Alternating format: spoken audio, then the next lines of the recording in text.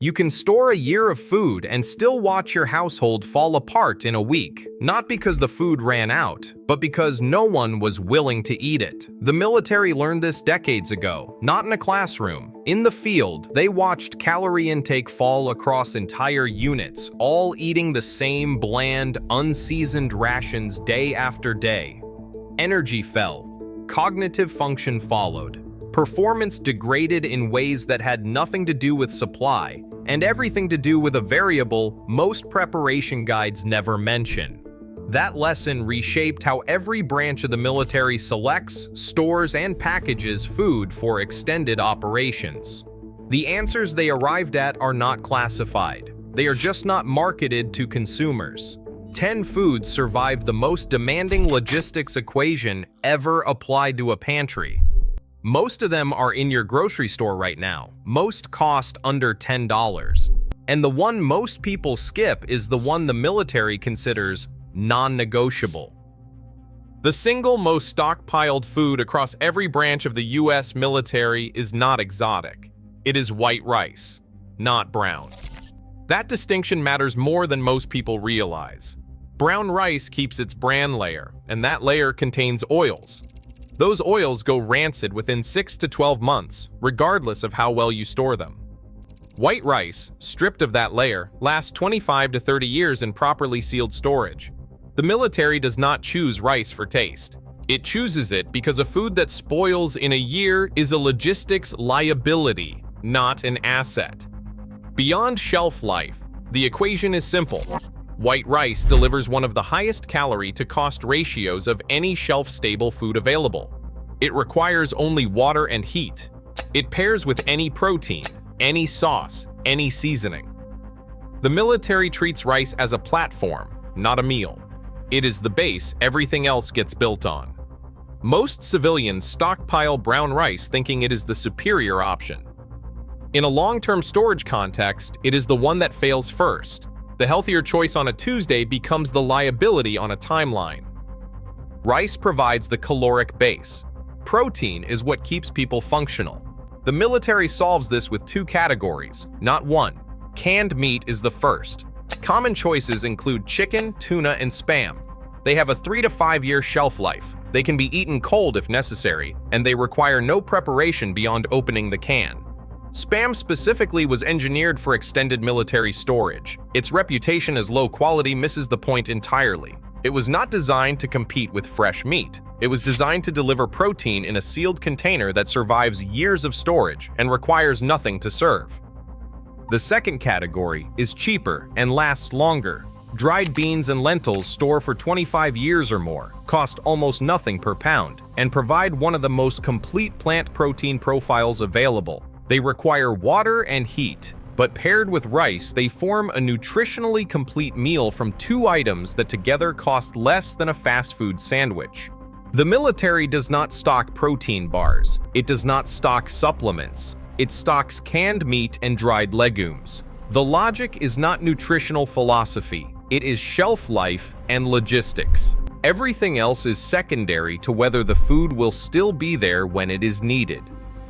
The military does not just stockpile enough calories to survive, it stockpiles enough to operate. There is a difference. Survival is staying alive. Operating is staying functional, alert, and physically capable of sustained effort. The foods that bridge that gap are the ones optimized for energy density, not just calorie count. Peanut butter is one of the highest calorie-to-weight ratios of any shelf-stable food. Roughly 190 calories per serving, high in fat for sustained energy release, and it requires absolutely nothing to prepare. Open the jar. Eat it.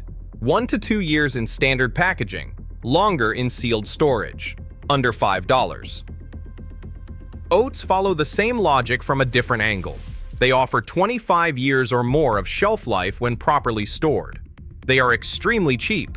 They are versatile enough to be eaten hot, cold, or mixed into other foods. Where simple carbohydrates spike and crash, oats provide a sustained energy curve that the military values for extended field operations. Both items are available at any grocery store for the price of a cup of coffee. The military's term for this category is not emergency food. It is operational fuel. The distinction matters because it changes what you stock and why. There is one food in the military stockpile that technically never expires: honey. Honey has been found in sealed vessels thousands of years old and still edible. Its antibacterial properties prevent spoilage under virtually any storage condition. The military stocks it for dual use, as a calorie-dense food source that requires zero preparation and as a topical wound treatment in field medical applications. No other item on this list serves both functions. Powdered milk occupies a different position in the equation. Over 20 years of shelf life, it reconstitutes with water into something that looks and tastes familiar. A glass of milk, a bowl of cereal, coffee that tastes like coffee instead of bitter water. These are not luxuries, they are psychological anchors. This is where the variable from the beginning starts to surface. The military learned through decades of field operations that calorie compliance is a logistics problem as real as the calories themselves. People do not just need food, they need to be willing to eat the food. Powdered milk exists in the stockpile not because of its nutritional profile. It is there because people eat more consistently when the food feels normal.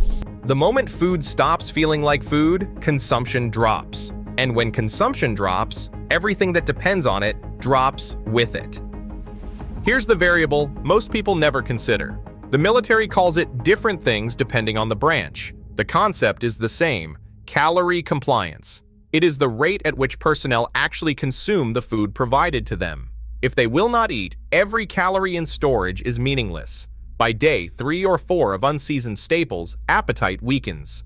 Caloric intake drops below what the situation demands. Energy falls and cognitive function follows. This is not pickiness. It is a documented pattern observed across decades of military field operations. Appetite regulation depends on sensory variety. Remove flavor, aroma, and texture variation consistently, and the willingness to eat degrades on a predictable curve. Salt is the baseline. Without it, food does not just taste bland. It tastes wrong in a way that progressively undermines consumption. Basic dried seasonings, pepper, garlic powder, and dried herbs restore enough variety to keep intake stable across consecutive days in a way that unseasoned food simply cannot. The military ships seasoning packets with every field ration, not as a courtesy, as a logistics decision. The cost is almost nothing. Shelf life is years. The impact is disproportionate to both. If this has been useful so far, a like helps it reach people who could actually use it. Let's keep going. Coffee is not a comfort item in the military supply chain. It is a performance tool. Instant coffee has been included in U.S. military field rations since World War II, and not because anyone was worried about morale in the abstract. Alertness, focus, and sustained cognitive function under sleep deprivation are operational requirements. Coffee addresses all three, with a product that weighs almost nothing, lasts for years, and requires only hot water. The military treats it the same way it treats ammunition. Essential, not optional. Drink mixes and electrolyte powders follow the same logic, applied to a different problem: hydration compliance. People do not drink enough water when it is tasteless, and conditions make consumption unappealing. Flavored hydration increases intake measurably. Tang was originally developed for exactly this kind of application. It provided shelf-stable vitamin C in a lightweight powder. Both categories cost under $10 for weeks of supply. The pattern across the last 3 items is consistent. The military treats taste and routine as operational inputs, not luxuries.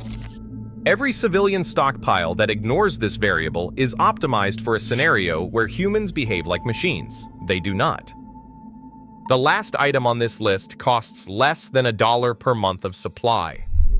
Bouillon cubes and powdered broth weigh almost nothing, and they take up less space than a deck of cards.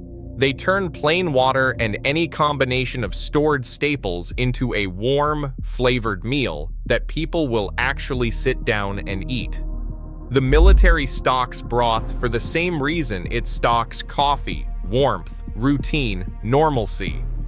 A cup of hot broth at the end of a difficult day is not just nutrition. It is a signal that basic function is still intact. That signal keeps people stable in ways that calories alone cannot. This item represents the full equation. Shelf life measured in years, cost measured in cents, weight measured in grams, and an impact on calorie compliance that is entirely disproportionate to all three. Your household faces the same constraints at a smaller scale. Shelf life matters when you do not know the timeline. Refrigeration is not guaranteed. Preparation options are limited, and the people eating the food need to be willing to eat it day after day. The military solved this problem decades ago. The solution is sitting in aisle 4 of your grocery store. The military has spent decades optimizing for the exact scenario most households prepare for badly. No refrigeration, uncertain resupply, extended duration, stressed people who need to eat consistently. The 10 items on this list are not classified, and they are not exotic. Rice, beans, canned meat, oats, peanut butter, honey, powdered milk, seasonings, coffee, and bouillon. All are available at any grocery store. Most cost less than $10. Combined, these items form a complete food system: base, protein, energy, morale, hydration, and flavor. What separates a stockpile that sustains a household from one that sits untouched is not quantity. It is whether the people in that household are willing to eat what is stored day after day, meal after meal. The military learned this the hard way over decades of field operations. You do not have to. The equation is already solved. The items are already available. The cost is less than a single dinner out. Which of these 10 are already in your pantry, and which one are you adding first? Drop it in the comments.